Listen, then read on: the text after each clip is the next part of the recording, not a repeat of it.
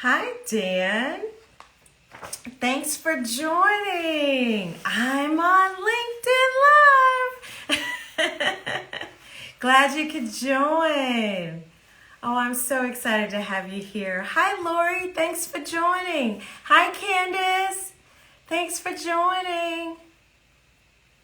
Oh, everyone's joining in. Oh, I'm so glad you guys made it. I'm so excited to be on. I'm dual casting today.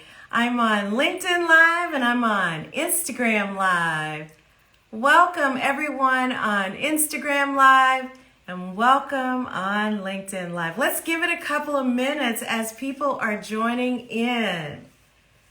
Yes, so excited to have you. So glad to see you, Candace. Oh, I see a lot of familiars. Shantae Howard. Let's see who else is out here. Sandra Knight.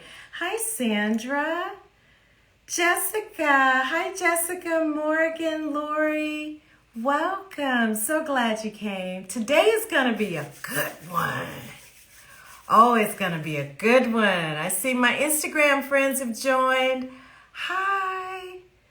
So glad you are here to join in on the conversation. Hi, Adrian. Welcome. Kiara, welcome. All right. So I think we have such good information to share. I think we better get started. What do you think?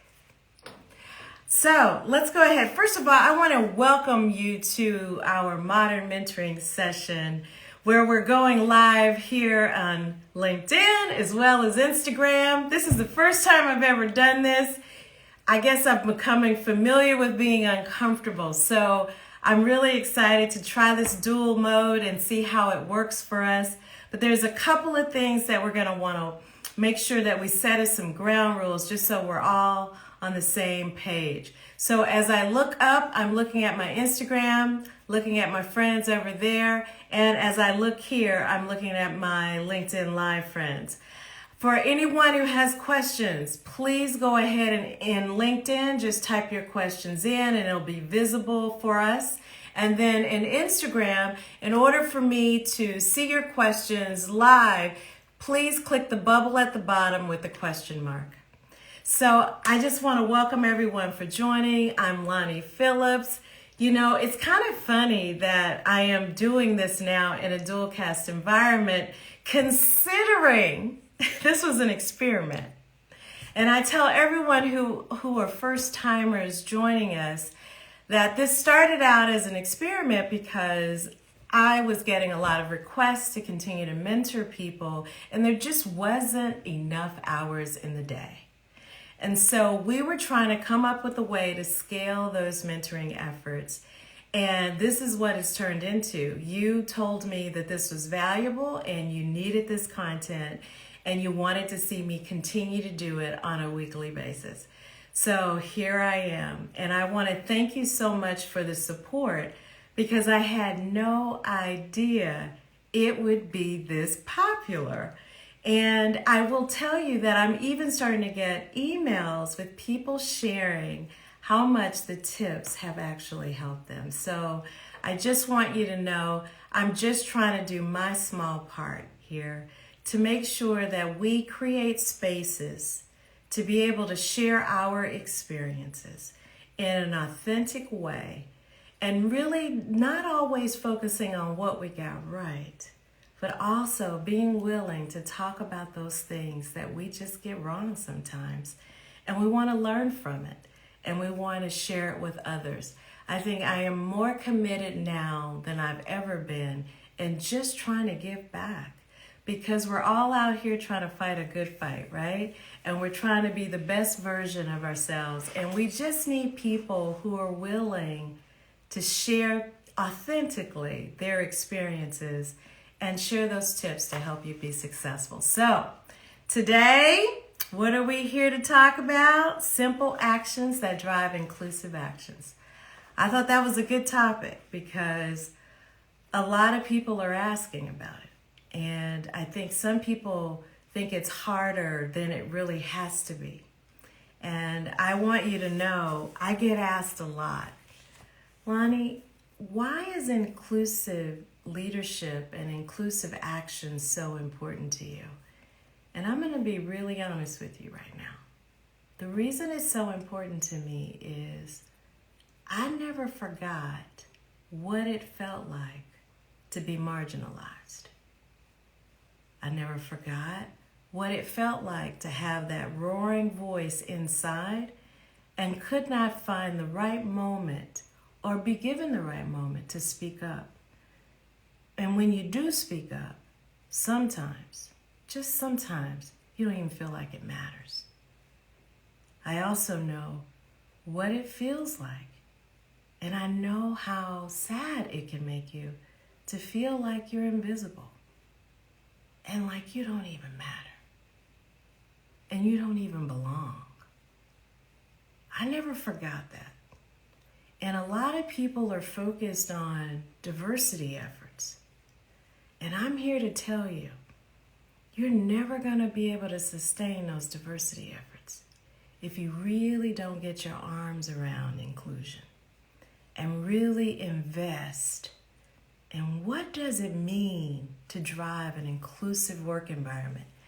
Let's start with me defining that.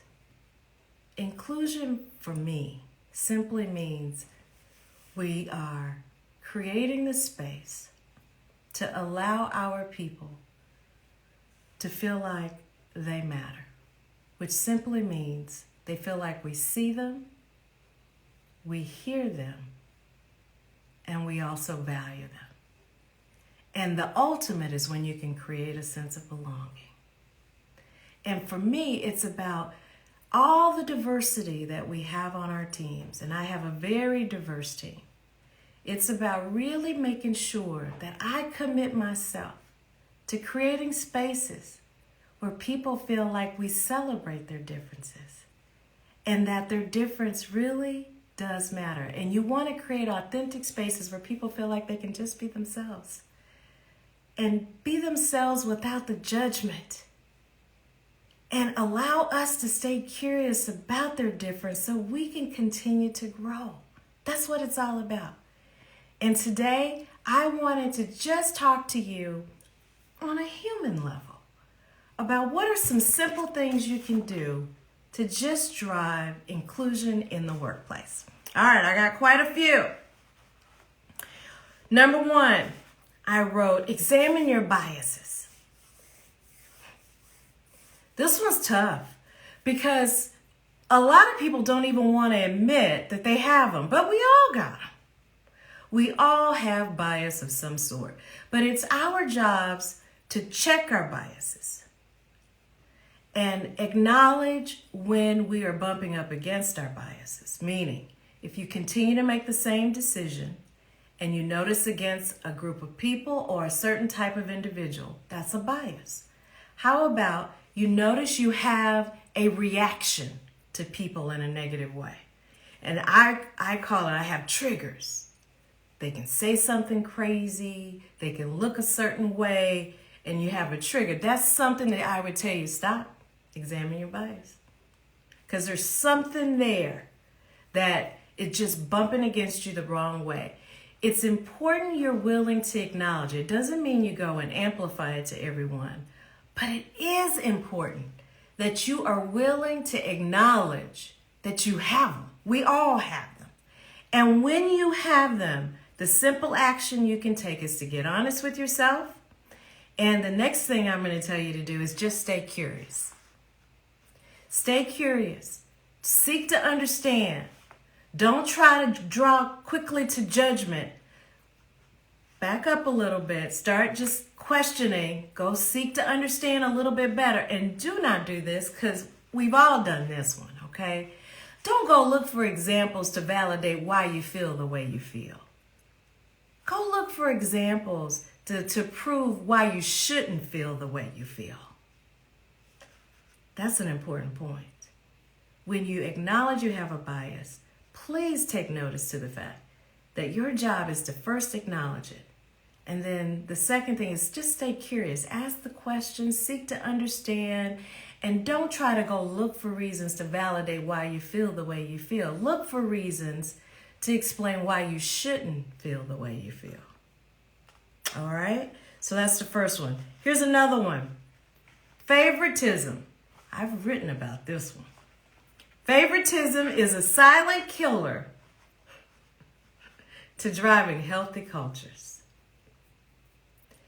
So many people are dealing with this right now. I also refer to it as the in group and the out group. You know the in group, the one where you're getting that phone call all hours whenever you need something. The leader or the person that's in charge of the project or whatever you're looking for, you have an in. You know you can call them, you can get their attention, they'll hear you out, and you know they'll side with you in most cases. They're also the individual that taps you on the shoulder, say, hey, I got this opportunity for you, this special project, I want to give you visibility. Let me make sure that I put you in that position. That is killing organizations today. Because you got others who are sitting out here in this out group that's trying to figure out, well, how do I be successful in this environment? What does it take to be in the in group? And women, we can't blame it just on the men. Because guess what? Women are doing it as well. We all need to just be conscious of how we're showing up. And then you have people in the group who will take advantage of it and name drop in conversations. You're killing your organization because people are all wondering, how do I be successful under this leader working in this organization if I'm not in the in group or if I'm not one of the favorites? So what do they start to do? They start to disengage. They start to not have trust. And they start to get angry. And you can only think of all the other crazy stuff that happens after that. So what can we do about that? First and foremost, this is something I've always tried to practice, is whenever you have special projects and you have opportunities to give people visibility, let people know, hey, I've got X project. Let me know if you're interested in being a part of it. And allow people to opt in, raise their hand, have a process that is more open and inclusive.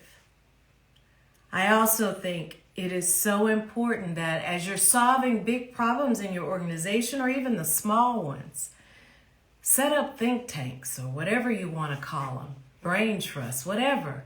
Invite other people in the organization to participate. Let them opt in and let them opt out when they want to. Don't make the decision for them. How many times has someone said, hey, I want to invite you to this little private meeting?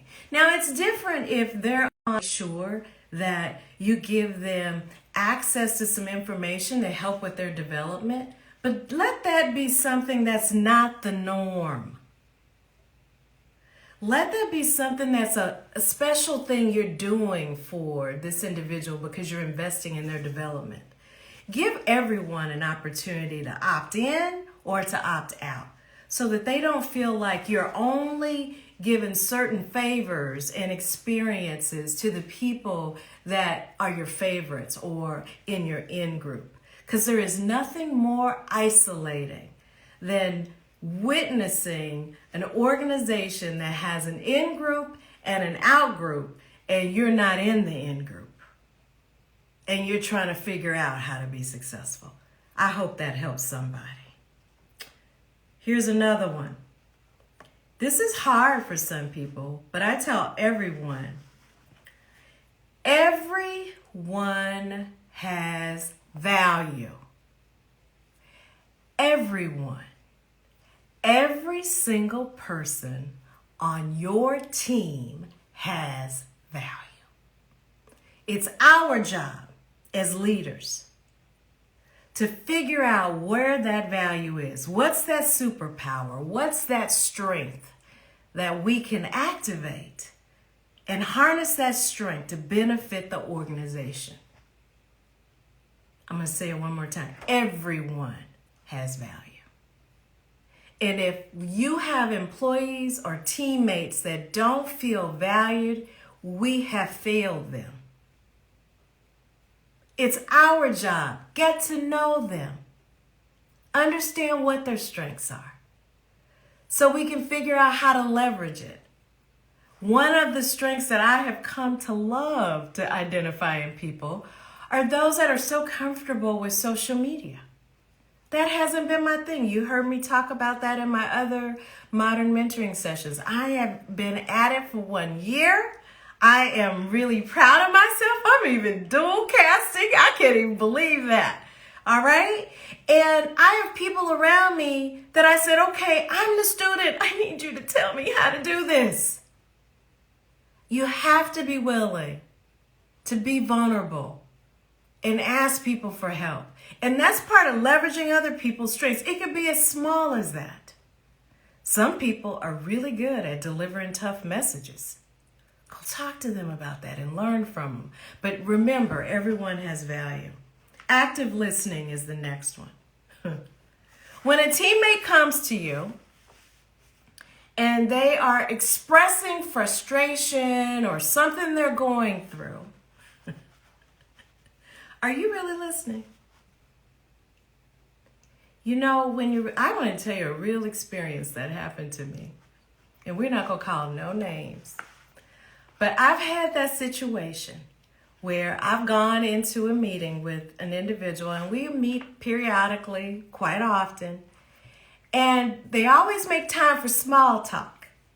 You know that small talk, where you're just kind of checking in, how things going, how's the family, they ask about your kids, if you have kids, what's your hobbies, latest vacation. Well, I had a situation where I know I was asked at least a half a dozen times how many kids I have.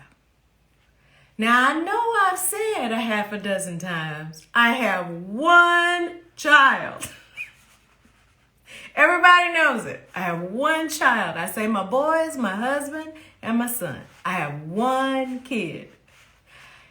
Every single time I go into this meeting and we have small talk, this person will ask me, and how many kids you got? Do you think they listen to me? That's my point.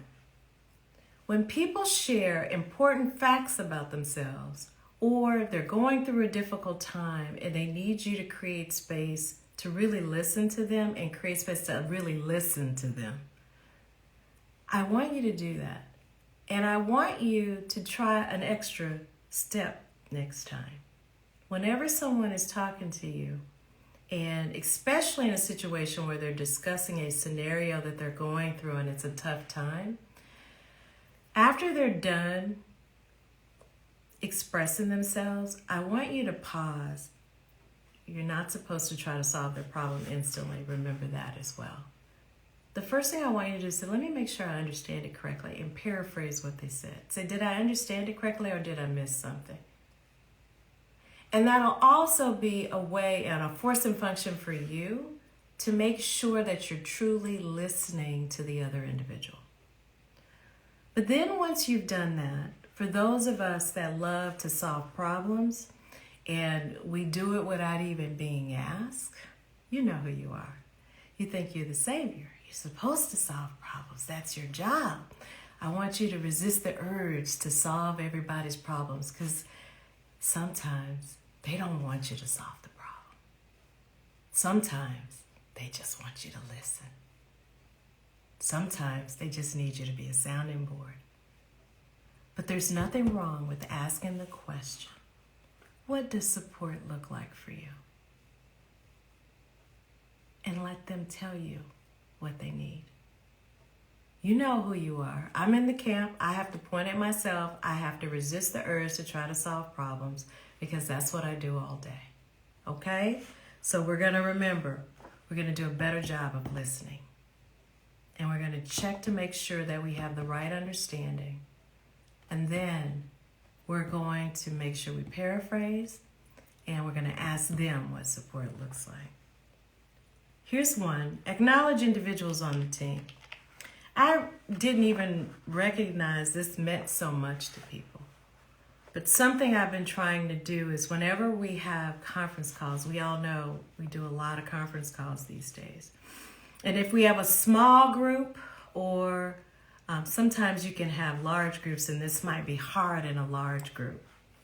But in a small group, small group, I've done it as many as maybe 15 people on a call.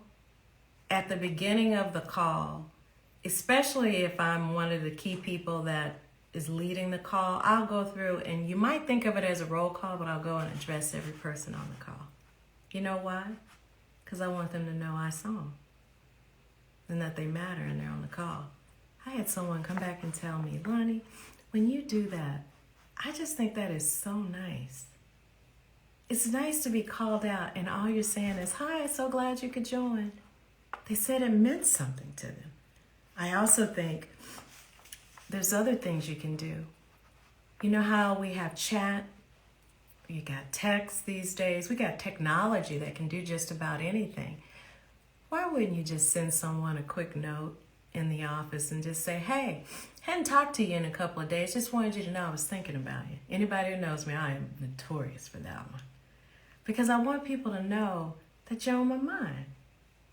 I didn't forget you. I know I get busy. We all get busy, but you're still important. For the leaders on the call, do you know how that would make your employees feel if you just sent them a note or a quick chat and said, hey, just checking in. How you doing today?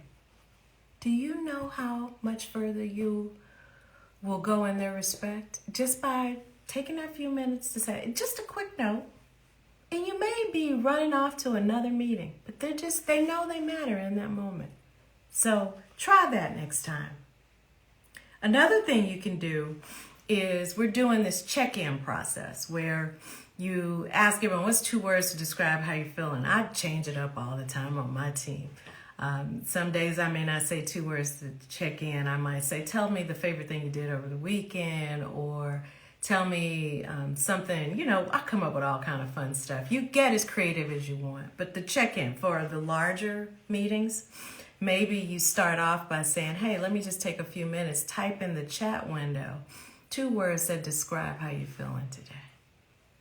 And here's what I will tell you. I have seen the comments, and if the energy is down in the comments, I will pause and create space to acknowledge that. And maybe we just need to give people time. I've also been known to abort an agenda if I notice the energy is down as well. Because you got to meet people where they're at. There was no need to have a business meeting if nobody's checked in and everybody's frustrated. They're just disengaged. They're overwhelmed. Pick your word, right? You have to be astute enough as a leader to acknowledge that and say, all right, what am I going to do about that? Right? Let me check in and let me just create space for us to talk about what's going on, because this might be an opportunity for them to have an authentic conversation with me, and I have to check how I'm showing up, and maybe I can do something to alleviate some of that frustration. I would say try that. Another one, allow voices to be heard. This is really important to me because I've played double dutch too many times to try to figure out the right time to jump into a conversation, because I work with individuals that love to hear themselves talk. And I've also been in a situation where everyone on my team were in person and I was the only one virtual. Trying to weigh in during that situation. You try to use chat, you try to use your hand raise, you try all kinds of stuff to hope they notice you out there. The one thing that normalized us all is where we are today. Well, why? Because everybody is virtual in our industry and in a lot of industries. And that has helped because everyone now has an appreciation for what you're going through. And so one of the tips that I always try is just create an intentional space, just intentional, to allow those quiet voices that want to be heard. And one way that I do that is I just intentionally find a spot and say, I've heard from a number of you. Others have not weighed in. Let's create some space in case others want to speak up. And just sit in the silence for a minute. And then if no one speaks up, you move on. It's that simple. But be intentional. Because sometimes we get so focused on what we're trying to deliver in terms of a message, we forget that it's our job to create that space. The person leading that meeting, you be intentional around creating that space to make sure all voices are heard. And you apply the same concept when you're working on your V teams and all your special projects. Just make sure you allow everyone an opportunity to be heard. But to my next point, anxiety is real. I don't experience it, but I have a son that experiences it. Anxiety is real. There's a lot of adults that experience anxiety. Do not randomly call on people and expect that you're going to get the best outcome. Because if they are someone who struggles with anxiety, they are going to freeze up. And that is real. Okay? I actually had an employee that was naturally more quiet. And during a one-on-one, I asked the question. I said, I've noticed that you don't weigh in much, and I want to know, is there something I can do to create the space for you to make it more comfortable for you? You know what she told me? She said she suffered from anxiety. And she said what helps her is to be prepared.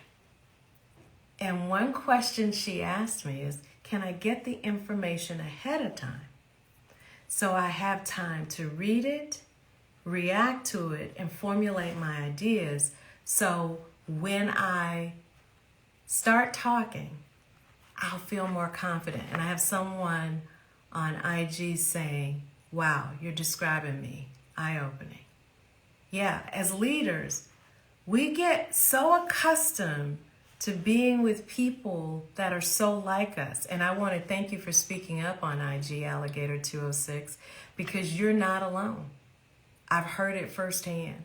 And as leaders, we got to recognize if we're going to drive inclusive work environments, we have to be sensitive to this stuff. So do not call people out, because anxiety is real. All right, here's one. Get to know your teammates. And I have a few more, and then I'm going to open it up for questions. Get to know your teammates. Invest the time in just spending time with them, asking them what are their interests, hobbies, if they have family. What did I tell you earlier? If they give you little important facts, try to remember them, okay? Don't keep asking the same old question over and over again.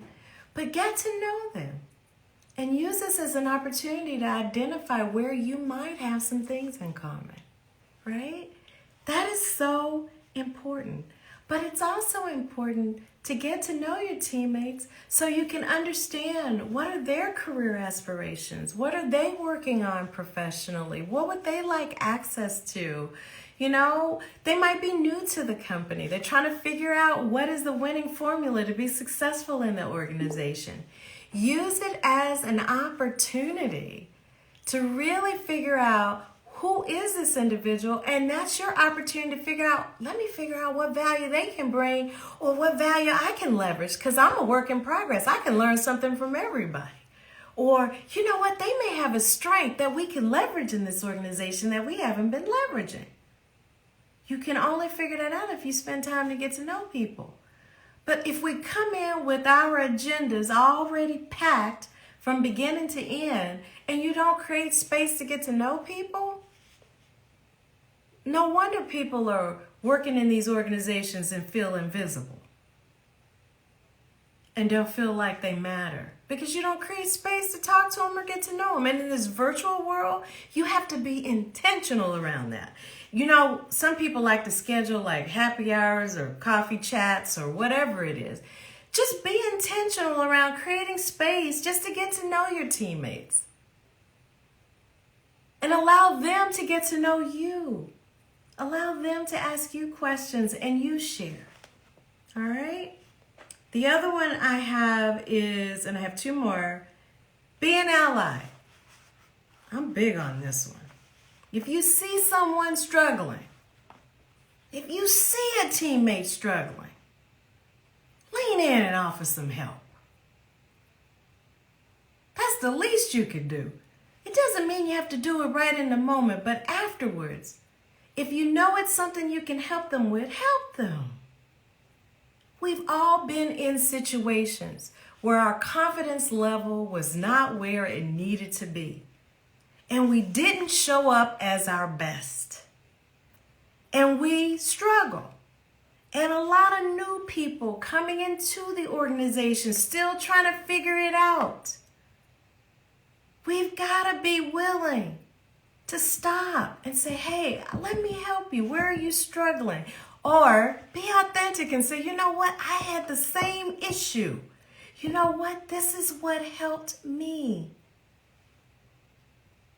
We have to start doing that. If we're going to create environments where everyone feels like they belong, these are the small actions we all can take. It doesn't cost you a thing. All it's going to cost you is time. Lean in. Thank you on Instagram. Lean in. That describes many people. I'm telling you, it's critical. The last one I was going to share is be committed to helping everyone be successful. And whatever that looks like, you got to ask them, what is it they're trying to accomplish? Where do they need visibility to certain people? Do they need to tap into your network? Do they need resources? Hey, do they need understanding? You know what? Could you slow down? Talk to me like I'm two. I see all these acronyms. I hear all these words. I don't know what they mean. Will you just slow down and tell me what it is so I can figure it out? And I'm telling you, if you just slow down with me for a few minutes, I promise you, it will pay huge dividends. These are just a few things that I thought about that I thought could help someone out there. And I hope there was at least one thing that I talked about that everyone says, you know what, I can add that to my arsenal and I'll start doing. All right, I'm going to pause here. And the next stage, for those of you joining for the first time, I take questions. I can take some of the questions. Some things have come through. I've seen a lot of affirmation in terms of this is right, be an ally. Allies are so important. That's what I'm seeing out here on LinkedIn Live. Hi, Patty. I have one child. Yes, ma'am. One. Really listen to people when they're talking to you. Help people to just rise up, is what Patty Dabrowski says. So good to see you, Patty. So I want to open it up for questions. And if you want to go live, all you have to do is direct message me in LinkedIn, and we will arrange for you to go live with me to ask your question. On IG, I'm not going to allow you to go live because there's more people on LinkedIn, so I can't allow them to see you. But if you have a question, all you have to do is hit the question bubble at the bottom, and I'll be happy to take your questions live. But let me see here. Do we have any questions? I see a lot of comments though. When we give, we receive abundantly. Love all of your sage advice. Thank you, Rachel. Good stuff. I love that. Hi. So yes, when we help others, we also often learn something new along the way. Allies are so important. Let me see what else we got here. It's amazing watching someone open up and bloom to you as you make time and space, like the coffee chats, etc., where they feel comfortable and safe to be themselves. Love that advice, Lani. Thanks, Christina. That's awesome. Let's see who else I can shout out here. I always look forward to your meetings for this reason. Oh, thanks, Morgan. Thank you.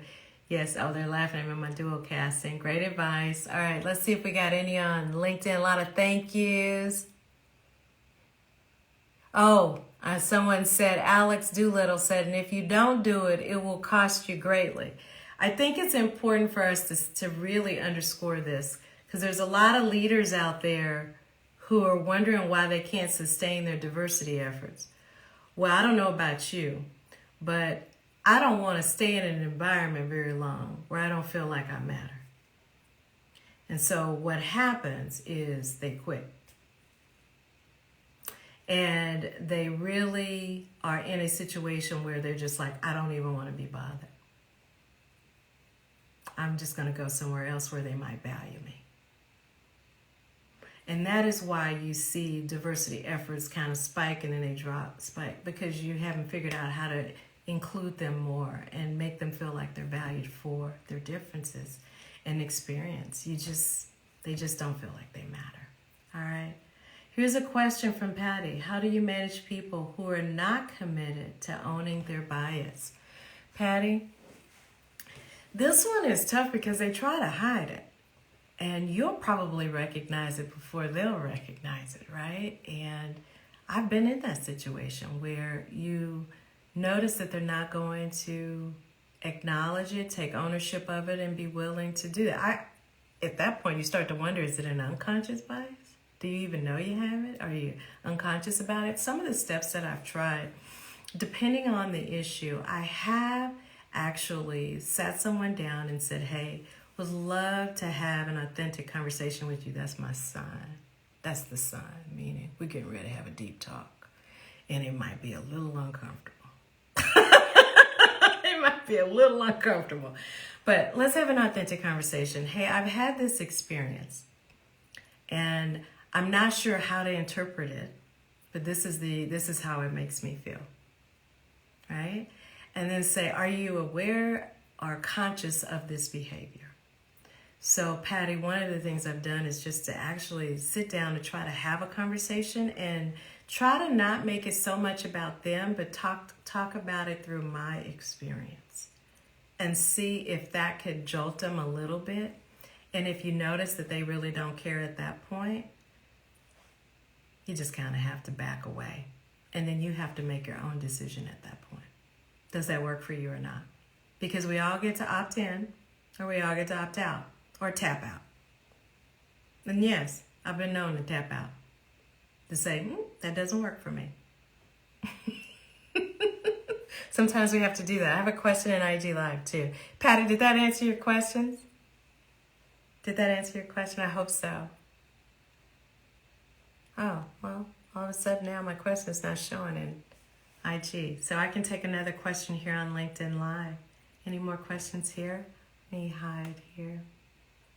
How do you address a situation where you know you are not in the in group? How did I know somebody was going to wonder about that one? That's real. That is so real. I know what that feels like. So, when you're not in the in-group, there's a couple of different strategies you can take. First and foremost, I'm going to raise my hand and say you're not alone. But there are productive ways of dealing with it versus non-productive ways.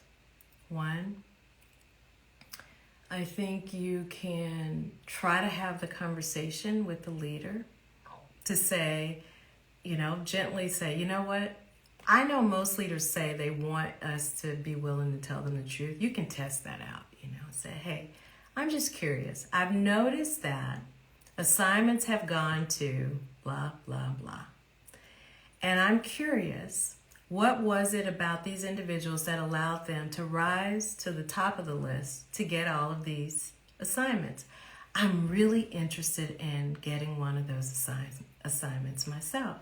Can you tell me what more I can do to get it? I just picked something random to describe it. And I think that came from my friend Aditi.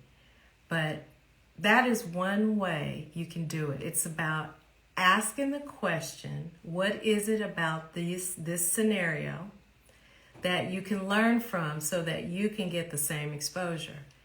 And if that doesn't jolt a person out of it, I would just say, just keep being the best version of yourself, and then you get a decision to make. Do you want to tap in or tap out? I do think in the in-group, out-group scenario, it's tough. Because if you feel like you're always the underdog and everybody else is always getting the spoils of the rewards and you're always left behind, Let me just tell you what happens over time. Even the nicest people get angry because they get fed up. And then you start to see all of that anger come to the surface. And the thing that I am just going to ask of you is try very hard to not let it become anger. Try to have a conversation when you're not rooted in the anger and really just seek to understand, because there might genuinely be something that makes them choose other people over you. And I remember I've gone through, those of you who are from Microsoft on here, we've talked about the training we've gone through with Brene Brown. And one thing she says is clear as kind. That I will take to my grave, because we have got to get in the habit of telling people the truth and helping them understand what is the winning formula to be successful. We have to do that. We owe it to them. So we don't have this situation where we have people feeling like only some people know the winning formula and we're all out here trying to decode what the winning formula is so that you can get promoted, or you can see your career advance, or you can make sure that you have the right person sponsor you. You're caught in between. And I just think and believe that you should just ask the question. Just ask the question. Say, what's holding me back? I've noticed you've picked these individuals consistently. How do I get on that list? I have an interest in that. And here's something that I also had to remember, people. You ask not. Look, you have not because you ask not. Please don't let the reason be that you haven't gotten anything. It's because you didn't open your mouth and ask for it. Now, don't be sitting here judging the in-group, saying what you're not getting if you have not raised your hand and said, I want the same thing. Okay? Remember that. All right, we got another question here from Asia. Hi, Asia. All right, how do you balance having authentic leadership with your superiors, raising tough feedback about things happening in the business, culture, or other topics you believe may not be comfortable to hear? We are on a journey, for sure. And there's a lot of people that say they really want to have authentic conversations and they want to know what's really going on in the culture. But don't tell me anything wrong with my team. We can't do that. And here's what I would suggest to you, Asia. I probably wouldn't give them all 10 things that are wrong. Not that you said there were 10 things. Just try one and see how they react to it. And depending on how they react to it, I would then go back to them. And if they did handle it well, and through a private meeting, not publicly in front of folks, but privately go to them and say, you know what? You say you want the authentic feedback, you want to know what's going on, and I tried it, and this is the reaction I got. That doesn't create an environment of trust where we feel like it's safe to share. Because I don't want to just share the things that I observe and then you respond in a negative way or think that I'm a negative individual. That's not why I'm sharing. I'm sharing because I care. And I want us all to care and to get behind it and figure out how we create a better space for all. So that's how I would handle it, Asia. I would just try sampling one and see their reaction to it. And it'll tell you everything you need to know. One of the other things we learned through Brene, because we're just going through this training, is called a rumble. And rumbles mean it's a signal that we need to talk about the elephant in the room, have a tough conversation, be willing to say the things that need to be said. Because Asia works for Microsoft, I would tell her, try saying, I think we need to have a rumble on this. Because it's language that lets you know we're going to have a tough conversation about our realities. But because we're having that tough conversation, that says we care and we want to make it better for all. All right? So I hope that helped, Asia. All right, do I have any? Oh, I've got one on Instagram too. So let me check Instagram. For some reason, I don't know why the questions aren't working on Instagram today. None of the questions are coming up. I tell you what, my Instagram people, just type the question and then I'll grab it. All right, do I have any more? Okay, any advice for reframing concerns to a leader? Hi, Lori. Reframing concerns to a leader who does not seem to want to deal with the difficult issues. This person only wants to hear the positives and begins to shut down when the negative issues are brought up. My goodness.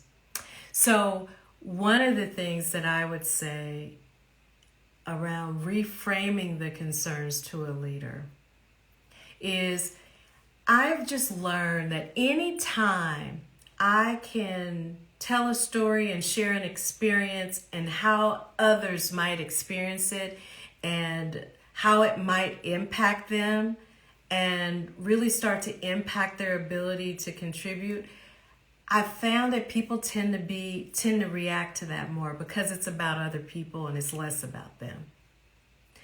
So without having more specifics, I would just try to find a way to tell a story and frame it from a perspective of the employee or the other person and talk about what that experience would be like for them and how they might react to it. And maybe you can just appeal to their human side to say, well, that's not what I want to do. Then say, I think there are a few things we could try differently that could help. So that's probably what I would do. And I do believe it's important to really pull people aside. And I probably, if I had the relationship with the individual, I would say to them, hey, I've noticed that you want the feedback, but you kind of shut down on us. Is there a different way I could try to bring this up? Because I really just want you to lean in to support us. Lord, does that help a little bit? I hope so. Hi, Jana. Jana says, preface the conversation. My goal is to make us better, to identify how I can help. Here's what I'm witnessing and experiencing. Thank you, Jana. Perfect way to set it up. Perfect way to set it up. I've got a question on IG. How do you balance having a strong personality and strong leadership qualities in a corporate environment without having an over-imposing energy? How do you balance having a strong personality and strong leadership qualities in a corporate environment without having an over-imposing energy? This is a tough one. Wow, let's see. How do I balance that? I would say I have a strong personality, so I can talk about this one a little bit. And when you have strong leadership qualities without it being, I think for me, the thing that I just always try to remember is that it's my job to make sure that I embrace other people and recognize that we're all different. And I just really try hard to just step back and not let my personality or energy take over a conversation, and that I'm conscious of that, or that, some people based on title and who you are, they may just get tongue-tied and they can't express themselves. So I just try to be mindful of that and just make sure that I pull back a little bit and allow other people to just kind of be uplifted. And I don't think I answered it perfectly, but that's what I try. I try to minimize myself by pulling back a little bit and allowing them to be elevated more. And that's how I've tried to balance the energy thing so it doesn't come across negative. And without talking to you live, I would need to understand a little bit more detail, but I hope that helped a little bit. Let me know. Let's see, do we have any more questions over here in LinkedIn? We've got about 9 minutes left. All right, here's one. Hi, Stacy. Oh my gosh. When people are presenting to leaders, what are a few tactical things they could do to make sure they make positive impact and get the outcomes they're looking for? when people are presenting to leaders, what are a few tactical things that they could do to make sure they make a positive impact and get the outcomes they were looking for? Thank you for that question. One of the first things that I try to do is to really understand what is their expected outcome. You know, every leader usually has an expectation whenever someone's presenting, whether it's a solution to a problem, they're looking to get some net new ideas, whatever it might be. So, but I think it's so important that whenever you're presenting to leaders, I always tell people, don't get lost in your story.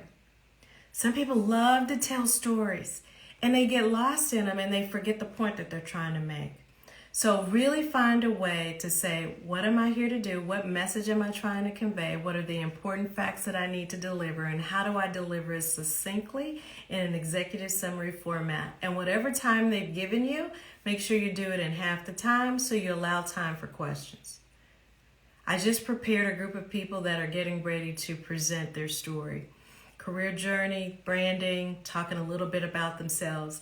And what's crazy is they get like 8 minutes to tell it.